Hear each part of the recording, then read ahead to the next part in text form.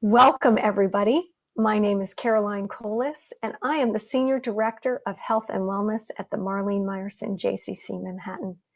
It is my pleasure to be with you today on the Positive Psychology Hour, a series that we are doing in partnership with the Whole Being Institute. Today, we're talking about conversations worth having with Sue Baldwin. Words and questions are powerful. Recognizing their impact builds relationships and sets the foundation for conversations worth having. During this time, our relationships are more important than ever. Learn about Name It, Flip It, Frame It, a model designed by appreciative inquiry experts Jackie Stavros and Sherry Torres. This model is designed to help us ask generative questions, a strength-based approach that allows us to engage and inspire while creating new possibilities and seeking solutions. Perfect for the time that we're in right now. A little bit about Sue. She is a passionate lifelong learner. She loves to share her enthusiasm for words, their power, and the impact they have. The skills she has refined over the course of her diverse career in education, administration, and facilitating professional development, coupled with appreciative inquiry, has been transformational. She has a reputation for kindness, gratitude, focused spirit, and generosity. With over 30 years plus with the Huron Valley Schools, she has plunged into the world of positive psychology and appreciative inquiry, implementing a strength-based approach to a life that truly makes a difference.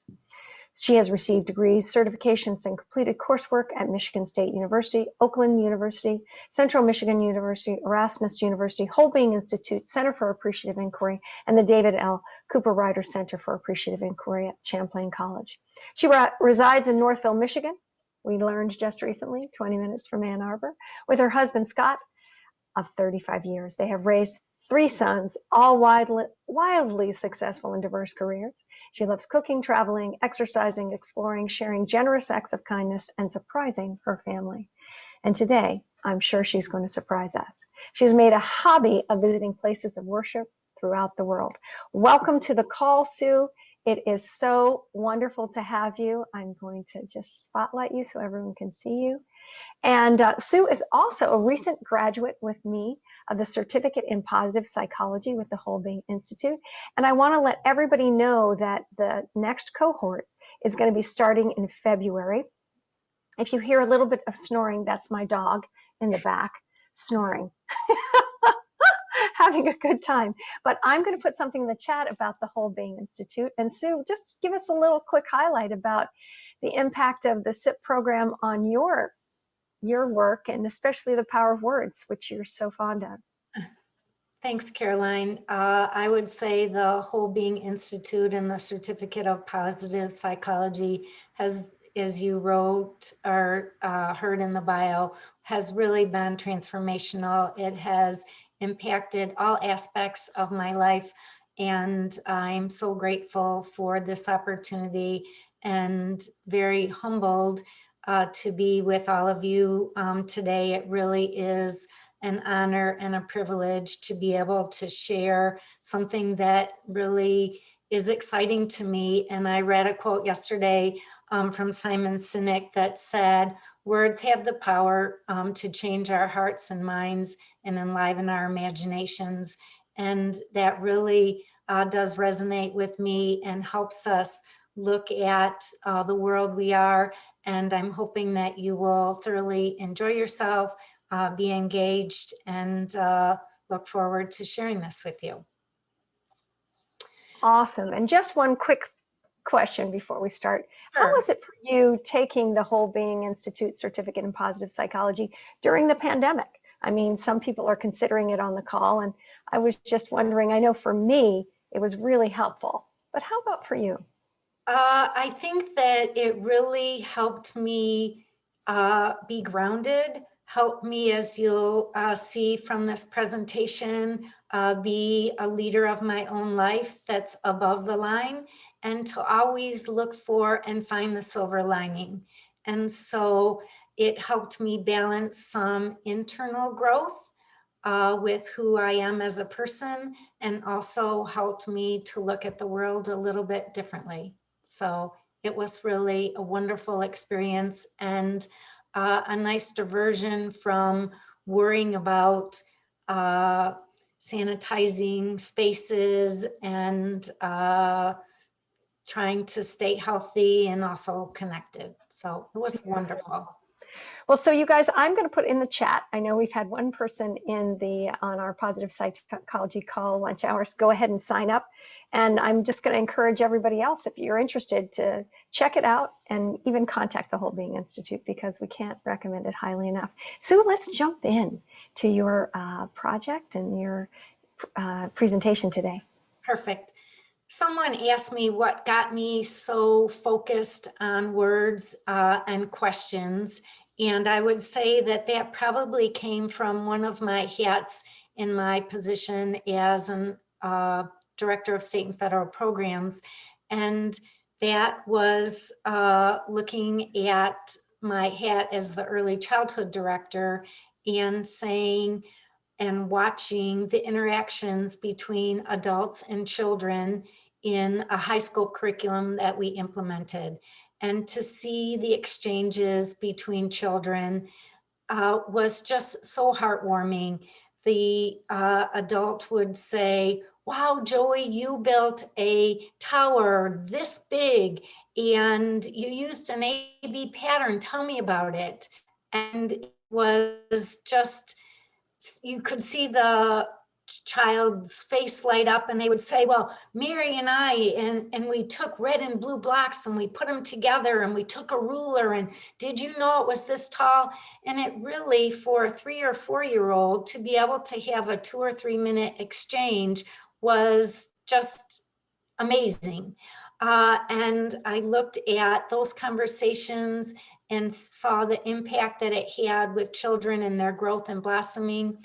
I also wore another hat in my position that looked at additional learning opportunities for children who would benefit from them.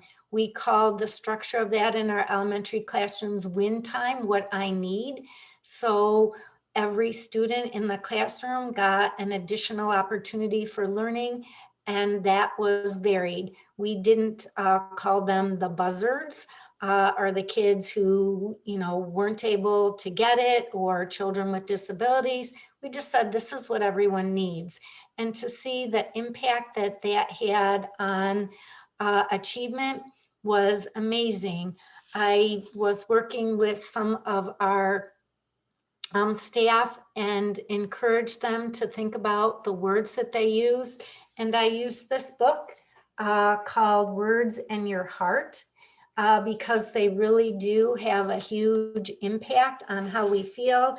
And the page that I would like to share with you is, and it might help you to be happier you and the people around you to be happier too. And so talking about the impact that words have on children was really wonderful. And I was just so amazed at the work that they did and the mindfulness and the choices that they used to help encourage them. So enough about me. I'm going to share my screen and start the presentation. First, I'd really like to again thank the JCC and the Whole Being Institute for giving me this opportunity. It has been transformational. I'm really excited to be sharing this with you and hoping that you will get lots of information out of it. When Sue, do you want to share your presentation and yeah, so we can see it? How about that? That's probably better. When I attend professional development or conferences, I'm always looking for a golden nugget. And the golden nuggets are usually something that would be new learning to me, something that would expand my horizons and think about a topic in a different way, or it would be something that would validate what I already know, and use, and is part of my practice. So I'm hoping that the golden nuggets that you might find today are recognizing the power and impact of words and questions in our conversations, to learn and apply 2 simple practices to create strength-based conversations, and to learn and create generative questions. And this presentation is based on the work of Jackie Stavros and Sherry Torres in their book, Conversations Worth Having. And when I think about the presentation that Unita and Stephen gave on Thursday, Unita said that we really need to make and take the time to practice. And this might be one of the opportunities that you can do that. And when I think about practice, I think about something that my brother has always said, which was practice makes habit. So be thinking about how often we need to practice in order to get to that place where it's just part of who we are. So I have a short video about Thomas Edison and the impact that words have on his life. And just make sure that you shared the... I can hear it. Okay, great.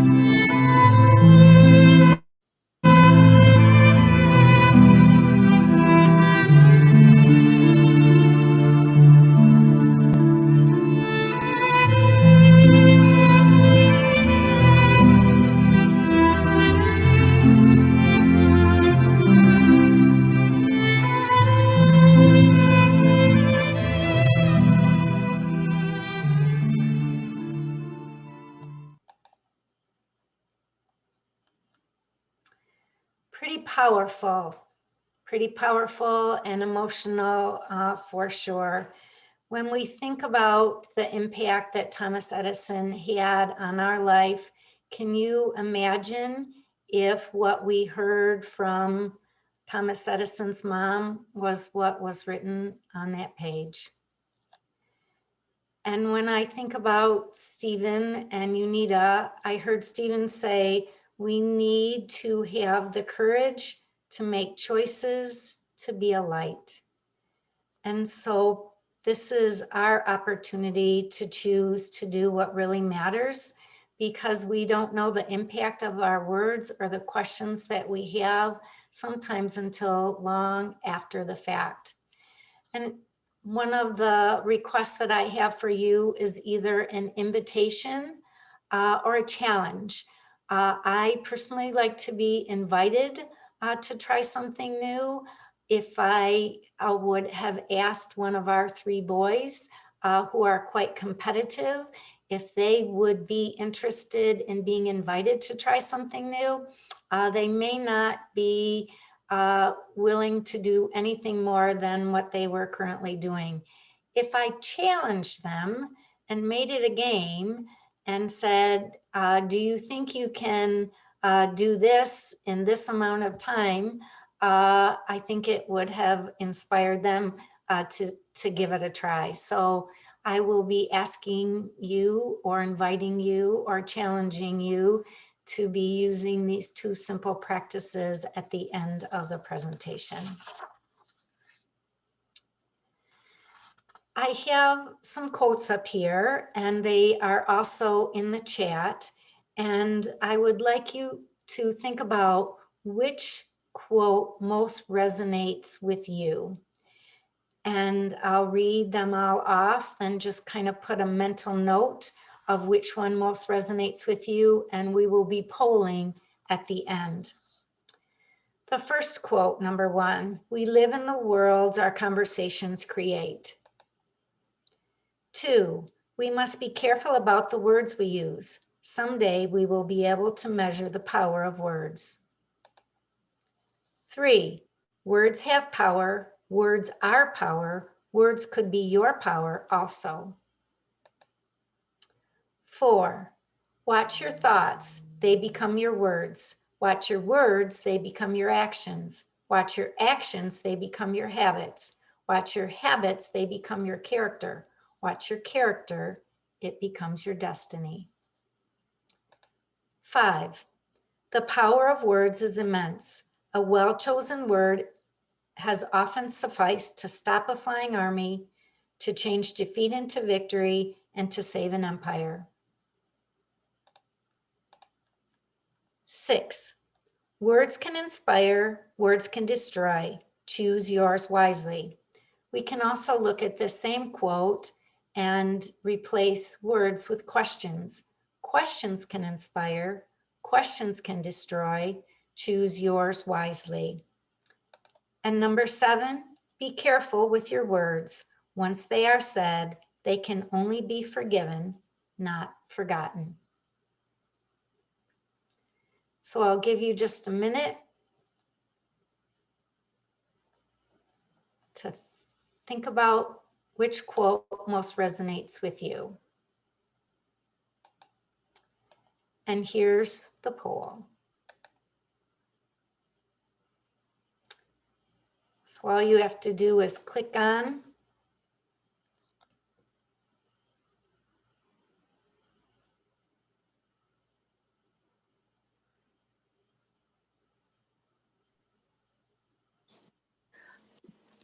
Do we just click on the number that? yes, please. Okay, thank you. Yep. Thanks for asking the question.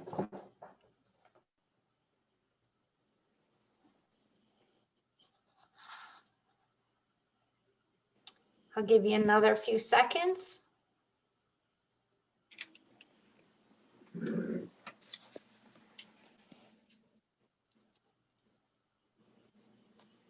Five, four, three, two, one. And here are the results. So it sounds like most of you really want to think about the words that you use because they really become part of who you are.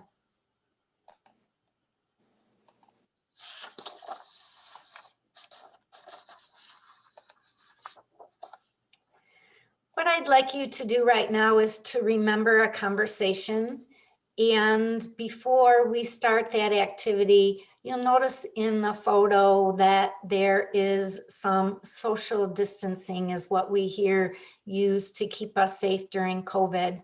I'd like you to think about social distancing. As humans, we're social creatures. We're here to connect, to be with other people. And when I hear social distancing, it really makes me cringe. I think what we really want to be doing is to have physical distancing. And that just means that we can still be social, we can still connect. It might look different, but in order to be safe, we really need to be physically 6 feet apart from each other. So words really do matter, and think about the image that you get from social distancing and physical distancing. I think they tell a different story. Close your eyes for a moment and think back on a conversation that you've had. And I'll be asking for 2 different conversations. The first one is a negative conversation. think about how that made you feel, who it was with, where, what it was about, the tone of the voice, maybe the body language, and what happened.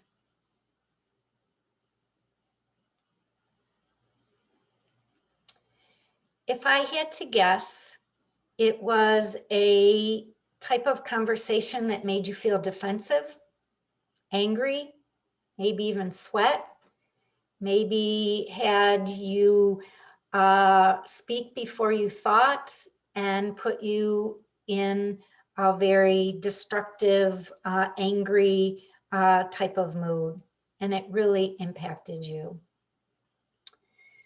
Now close the door to that memory and open the door to a different memory. This was a positive conversation. Think about how this one made you feel.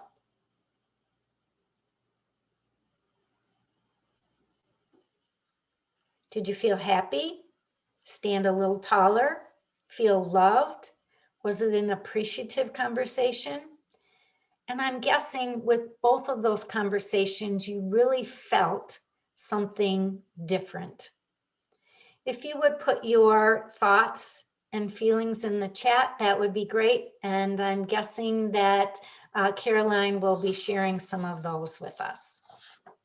Sure. I know for me, the difference in those two conversations were the way that I was breathing, the way that I remember my breath. In the first conversation, I remember, trying to get my breath. And in the second conversation, I remember just feeling like almost a sigh, like a sense of relief and expansion. How about anyone else? Let's see if we have some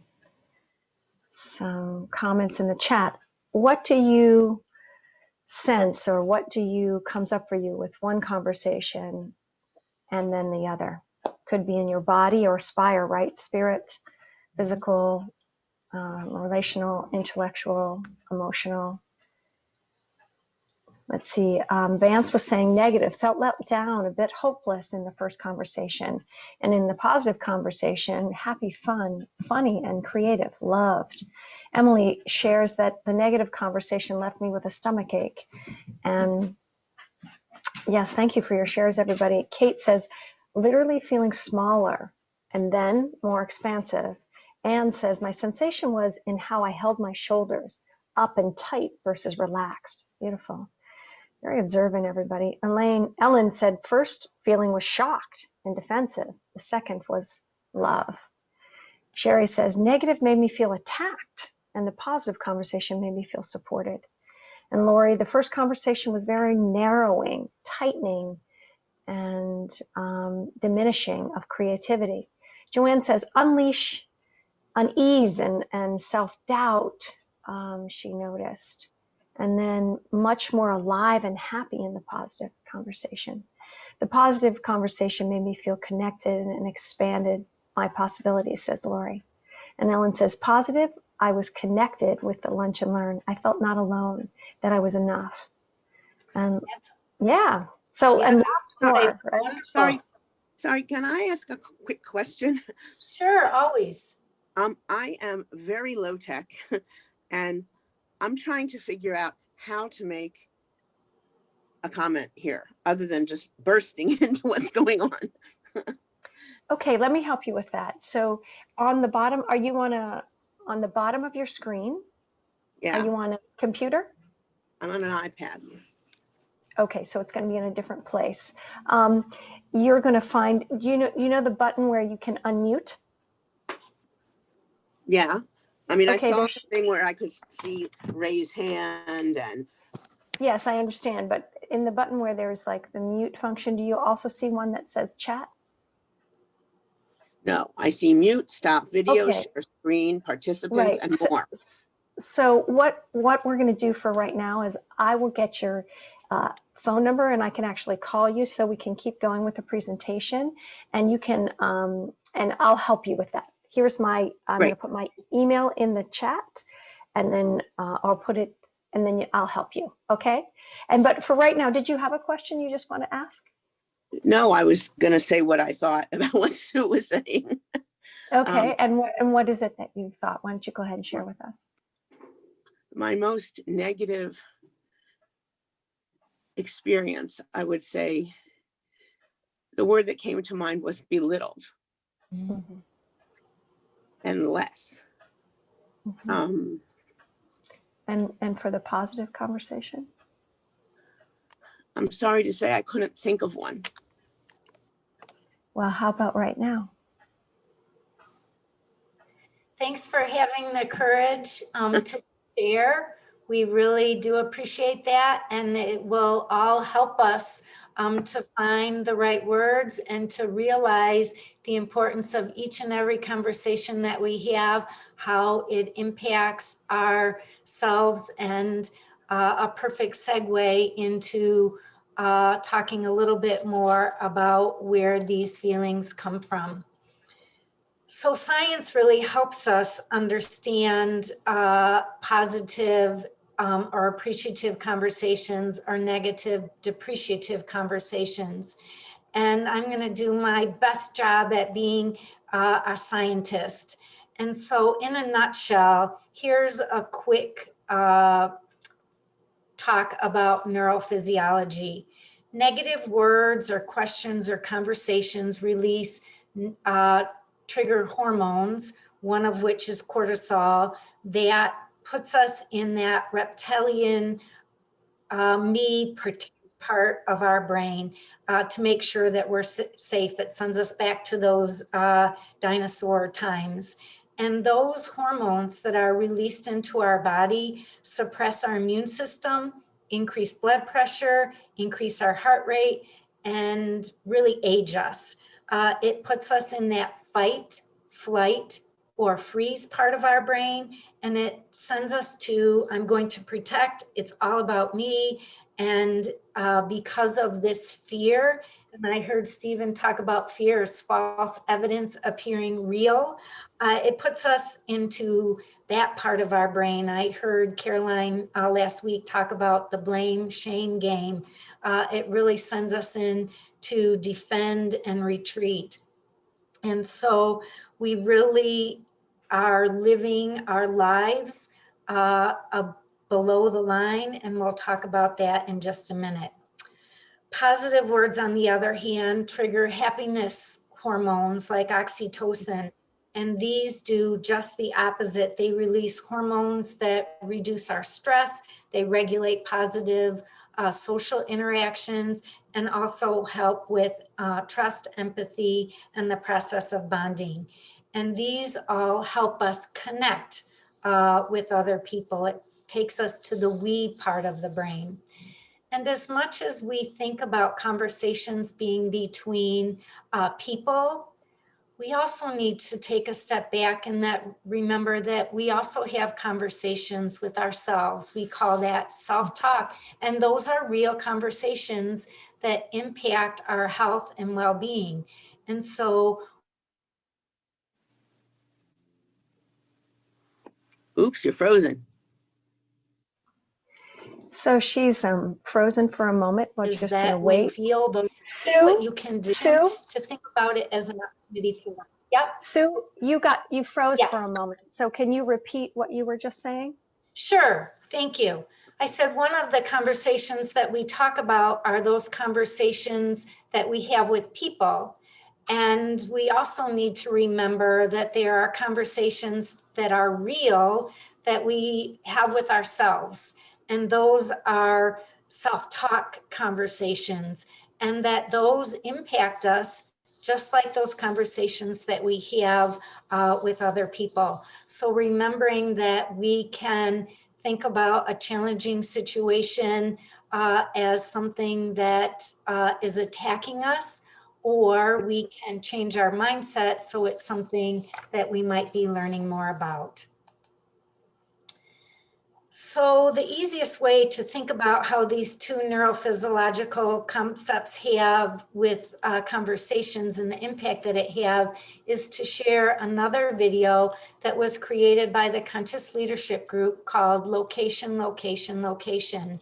And it helps remind us if we are above the line, leading our life above the line, connecting, or below the line where we're protecting.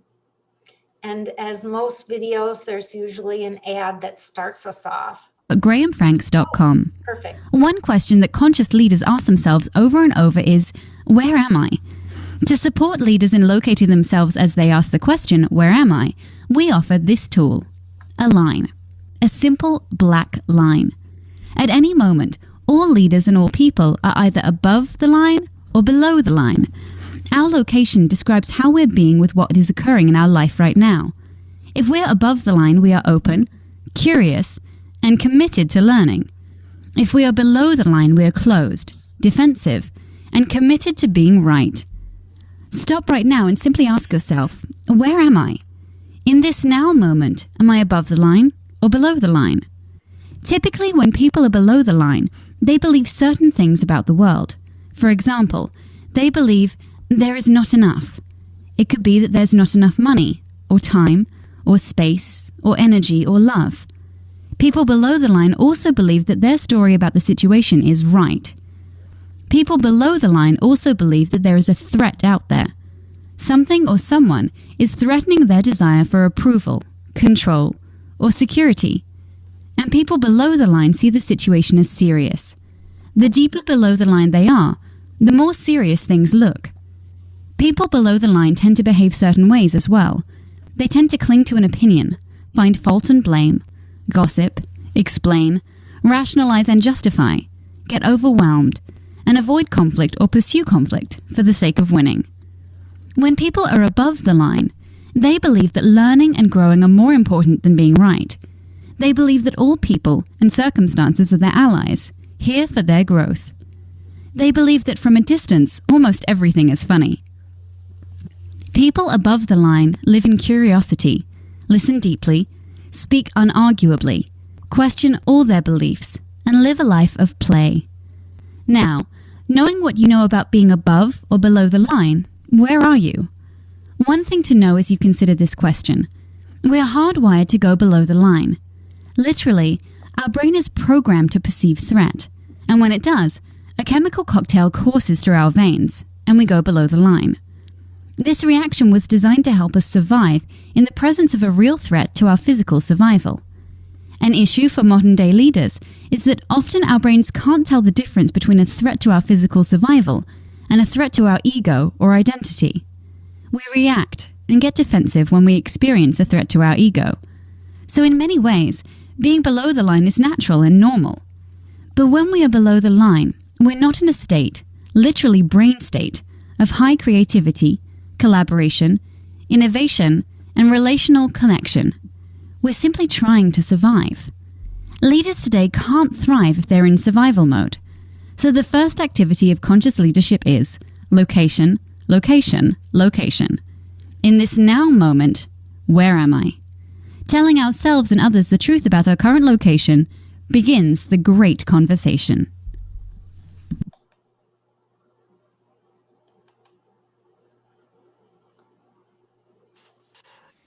Nice. So when we think about leading our lives, because we are the leader of our own lives, are we living above or below the line? And I think that we all want to say that we live above the line 100%. We always see the silver lining in things, but we all know life happens. And when life happens, we go below the line. And I had a friend, as I was sharing this conversation with, said, yep, we go below the line, but let me tell you, I'm not packing my suitcase. I'm leaving that above the line, and it's just going to be a short visit. So when you think about those times that you go below the line, be mindful, be aware, take a deep breath, recognize that you're there, and say, I'm giving myself a few minutes, and then I'm going to go back and try and find all the wonderful things that are around in the world. And as Stephen and Unita share, we have to have the courage to practice to be a light, not only to ourselves with that self-talk, but in the world as a whole. Sue, we had a share in the chat from Lori about 3 great words to remember: compassion, curiosity, and courage. Uh-oh, frozen. Yeah, thank you so much. Yeah, and so I think that she'll come back in just a second. And also, I put in the chat the link to that video. It's called Location, Location, Location. And then I love this idea. In NIA, we talk about coming back to center. In other words, if you are, everyone goes off, but the master teacher, of course, is the one that just comes back to center in Aikido, which is a martial arts, more quickly than the student. And then as students, we're all studying how to come back to center. Sue, are you back? Yes, I am. Okay. I was just saying that in the chat, we had a share from Lori about curiosity, compassion, and courage. Yeah. Very, very important traits to have. And I'm glad that you shared those with me. Thank you. So let's look at conversations worth having in quadrants. And like location, location, location, this little line horizontal right here is our line that's either appreciative above the line or depreciative and protecting below the line. And so we're either looking at statements that are telling or statement or questions that we're asking that are inquiry based. So the first quadrant to look at is destructive conversations. And those are those ones that are telling, that force us to protect, that also sound devaluing, and they may be something that you would hear that says, I can't believe you think that's the right thing to do. Ouch. Another below the line quadrant is called critical conversations. Those are a little bit better. They are inquiry based, so they do ask a question, but they're still not much better. And those might sound like, why would you do that? What were you thinking? And I can respond, but my response is probably going to be one of those fight, flight, freeze statements, and probably all the emotions that come with that physically, and those stress hormones will be released. Then I can move above the line with affirmative conversations. And yes, those are affirmative, that's great. But those are those statements that say, attaboy, or well done, or we couldn't have done it without you. It feels good, but then the conversation stops. And when you hear a statement, the only thing I can think of responding is, well, thank you. Yeah. And then when we get to appreciative inquiry-based conversations, we say, yay!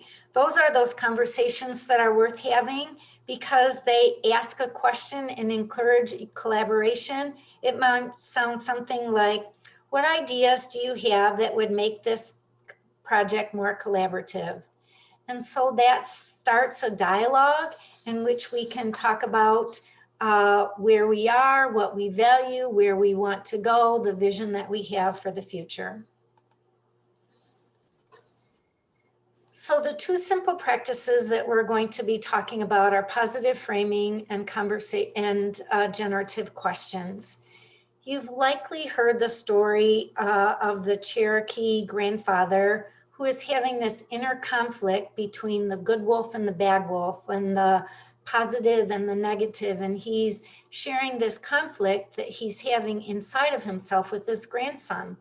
And his grandson says, but Grandpa, who wins? And the wise grandfather says, the one I feed.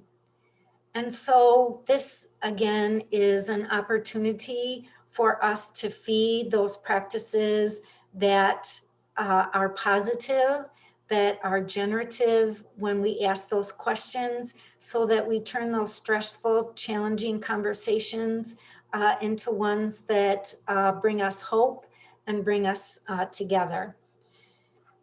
They're also ones that have a positive tone. They're inviting, they're uplifting, and they shift problems into possibilities. And again, when we think about word choice, we're talking about seeking solutions rather than having a problem to solve.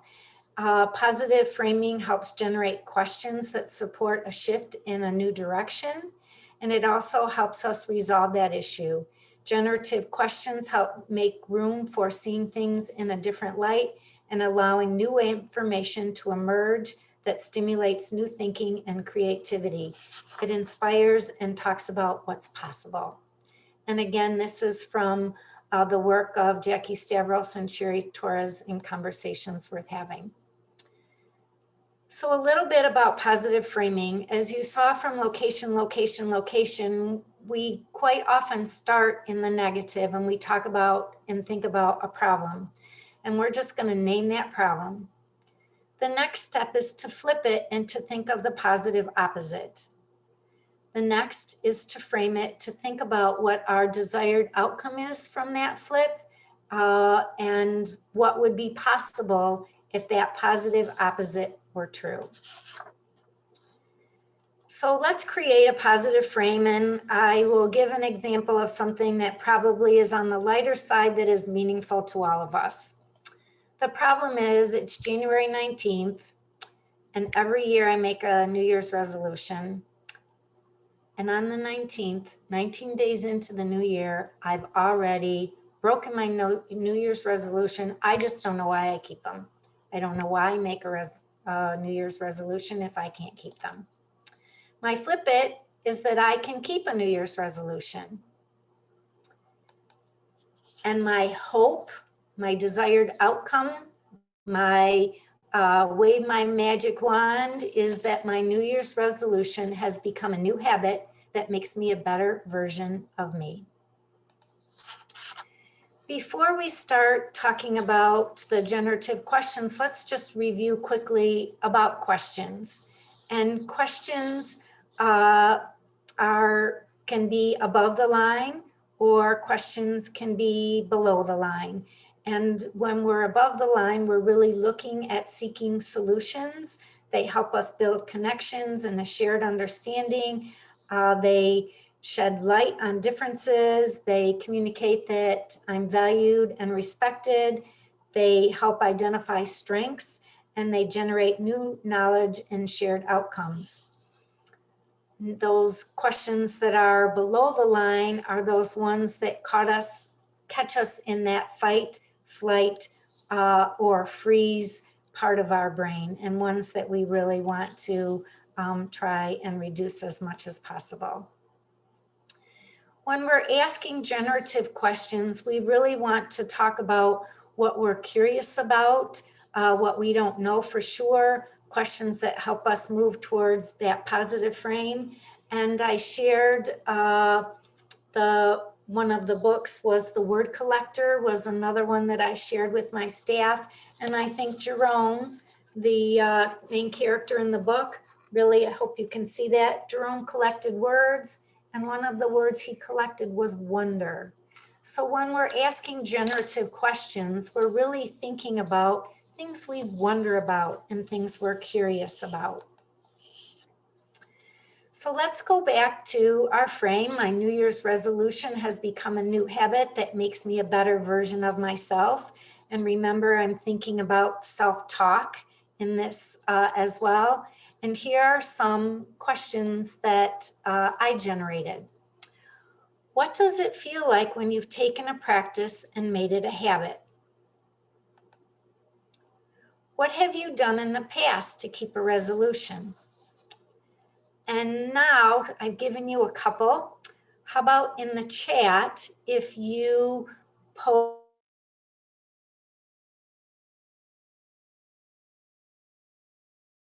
All right, we lost Sue again. I think she's going to ask us to post a question in the chat. That's generative in nature. New Year's resolution. That is generative in nature around a New Year's resolution. We lost you there for a moment, Sue. Is it that? Please post a question that is generative around a New Year's resolution. Yes. Yep. Mm-hmm. Okay. And I'm just going to, someone's on mute, so I'm going to unmute. I'm going to There mute we you go. guys. Okay. I'm going to mute you because for this moment. So please post a question in the chat. And also, I think, Lisa, this might help you. Joni was saying that in relationship to finding it on your iPad, Joni, do you want to unmute for a second? Where did you say Sure, that? I'm right here. Can you hear Okay. me? Yeah, just tell Okay. Lisa. So up in the top right on your screen on iPads, it says mute, stop video, share screen, participants, and then it says more. There's 3 dots. It says more. If you click the more, it gives you a choice, and the first one's raise hand, and the second one is chat. So just touch the chat, and then the chat comes up. Thank you so much, Sure. Joni. And Lisa, I hope that helps. And if not, don't worry, I will give you my email, and anybody that's having tech trouble, you can email me and we will get you the help you need. So generative questions, let's see what we've got in the chat. I think this is a great practice to do. Vance says, what practice did you find helpful when establishing a new behavior to support growing a habit? And then let's see, what insights might come out when I do my morning pages every day, said Lori. Beautiful. Can you give another example? Sure, I have a few more. Who Yeah. can you call on to keep you motivated and accountable? Who might join you in keeping your resolution? Mm-hmm. Another one, describe a strength that can keep you on track. Share a time when you yeah, felt Joni said, how did I support myself to work out every day in the past? So mining the past for support. Yep. Oh, and Joanne said, how can I schedule good habits into my calendar on a regular basis? And yesterday we had a wonderful, maybe is this an example? What can I eat today that has a positive impact on my health? Perfect. Yep. Yeah. And the one in red that talks about who might join you in keeping that resolution. A lot of times when we have community, tribe, friends that are willing to venture on a journey like this with you, it makes it more meaningful. You can talk about the successes that you're having. You can talk about those challenges as well. Thanks. Beautiful. And we did have some comments that I would love to just read for you. There was a question by Bunny who was saying, or a comment, that it's different for each person. And yes, it absolutely is. These generative questions are going to be different for each person.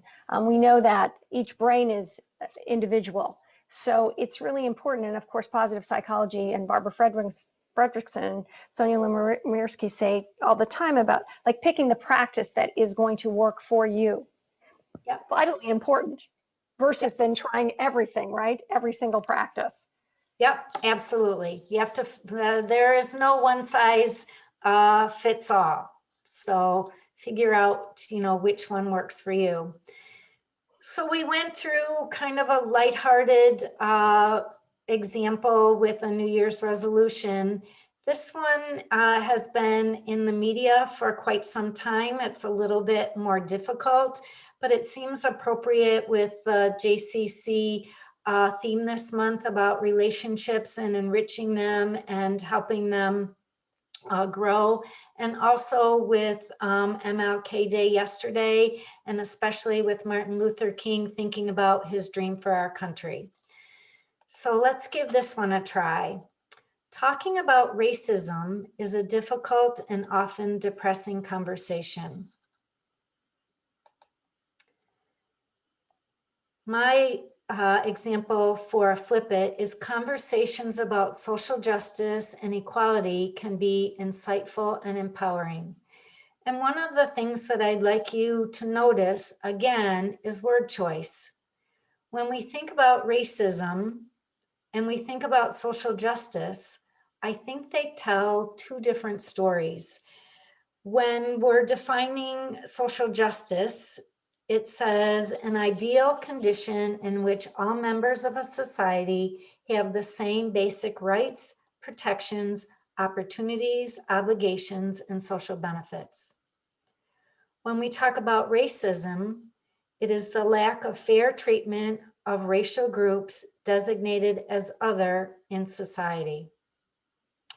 The Annie E. Casey Foundation website states that to illuminate racism, we need to name it, frame it, and explain it.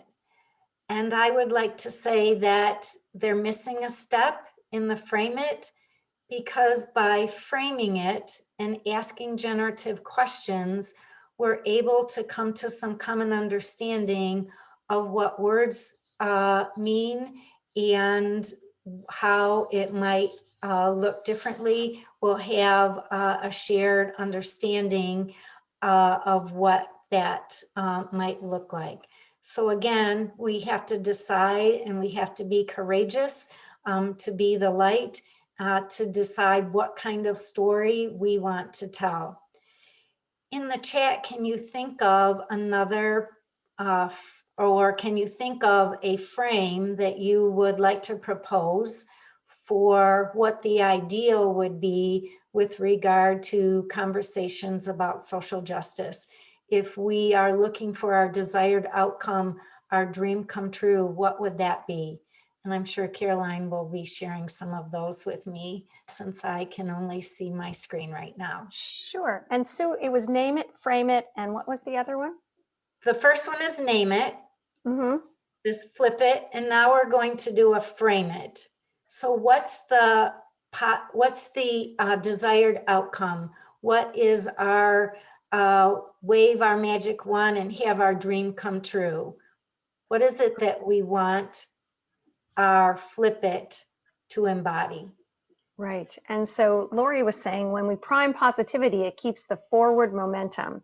And Joanne was saying examples and stories of situations that work, that are successful. Mm-hmm. Yep. Mm-hmm.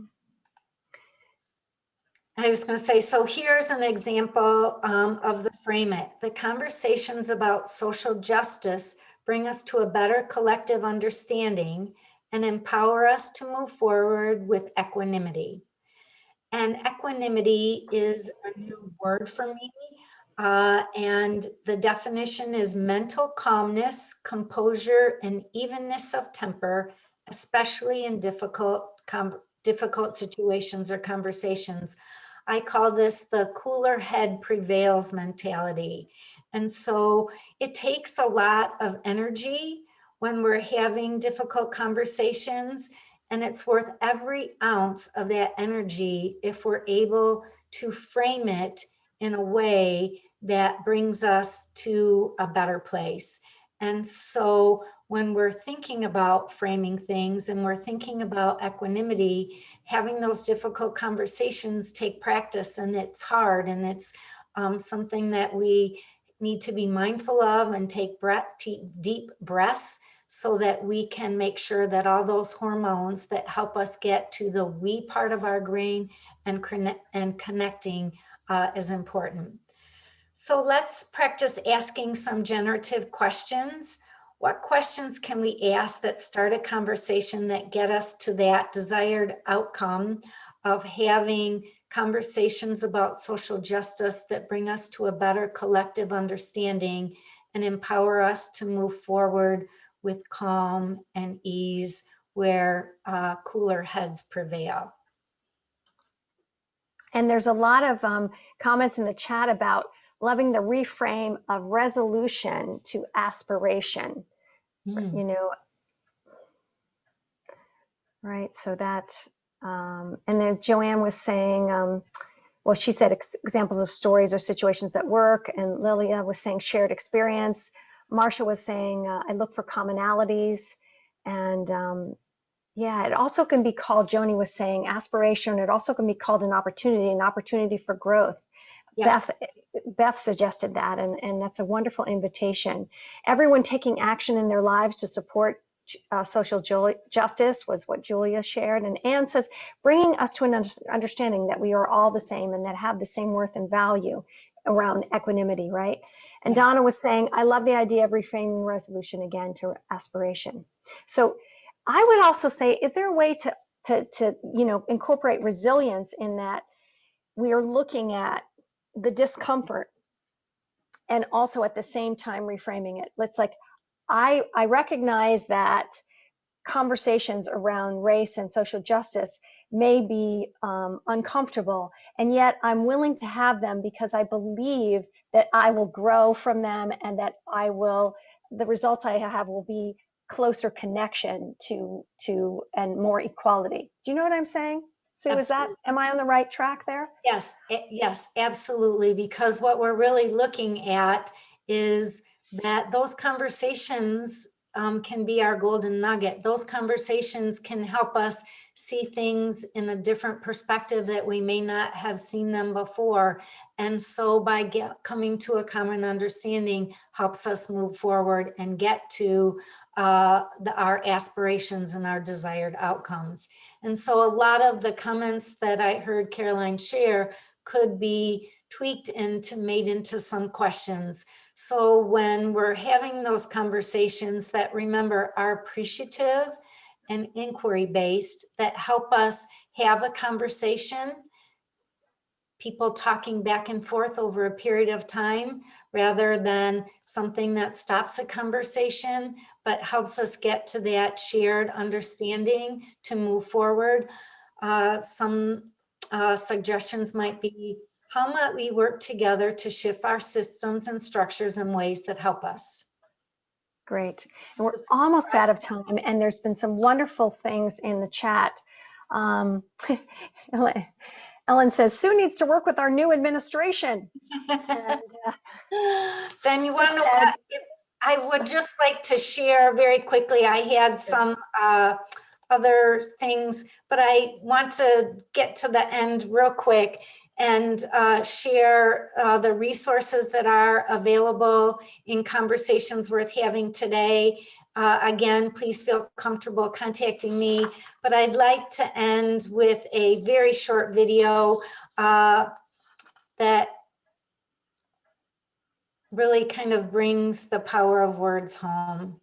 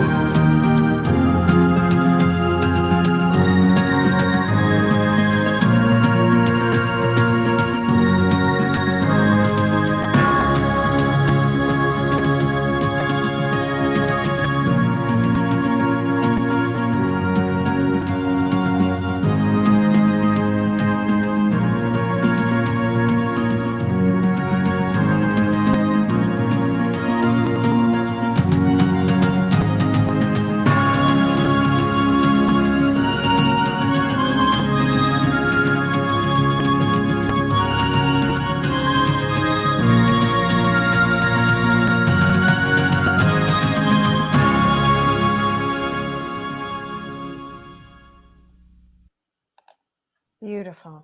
Thank you so much, Sue. This has been an amazing, amazing session, and I think it's so perfect for the day before the inauguration, right?